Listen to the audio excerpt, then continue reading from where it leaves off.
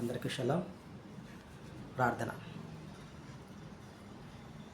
సర్వాధికారి, సర్వ సృష్టికర్త, ప్రేమమయుడ, కరుణమయుడ, ఆలోచనకర్త, అద్వితీయుడ,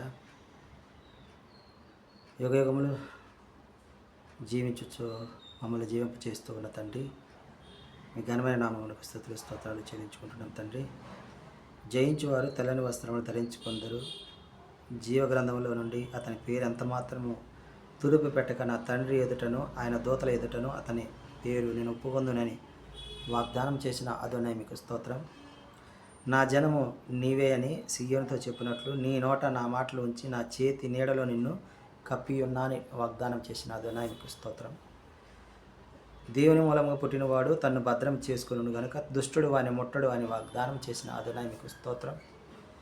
జయించువానికి తెల్ల రాతినిత్తును, ఆ రాతి మీద చెక్కబడిన ఒక క్రొత్త పేరుండును అని వాగ్దానం చేసిన అదోనై మీకు స్తోత్రం.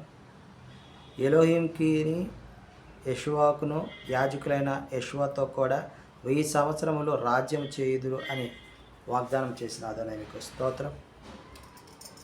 ఇలాంటి వాగ్దానములు మా జీవితంలో మేము పొందుకునేలాగా మమ్మల్ని వెలిగించి మమ్మల్ని నడిపిస్తున్న విధానం బట్టి మీకు వేలాది స్తుతులు స్తోత్రాలు చెల్లించుకుంటూ ఈ మా రక్షకుడు విమోచకుడు యెషువా మెస్సీయ నామమున అడిగి పొందుకుంటున్నాం తండ్రి. ఆమేన్.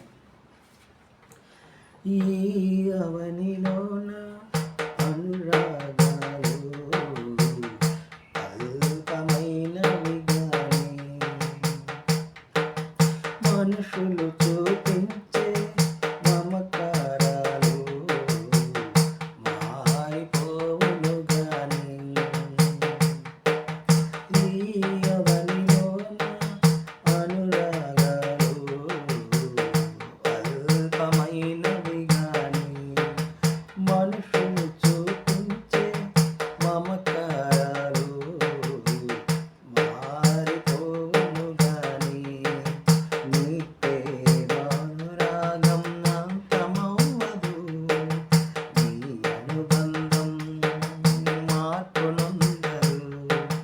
నీ ప్రేమానురాగం అంతమవ్వదు, నీ అనుబంధం మార్పునొందదు. నీ అనురాగం మార్పునొందదు.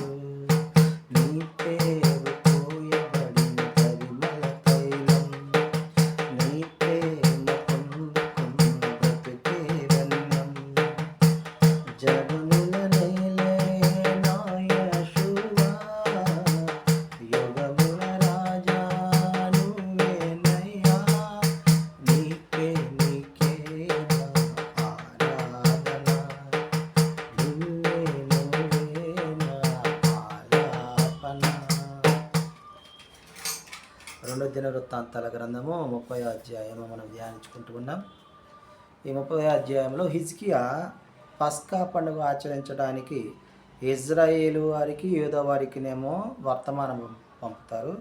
ఎఫ్రాయిము మనష్షే వారికి పత్రికలు పంపి పస్కా పండుగను ఆచరించడానికి పిలిపిస్తాడు.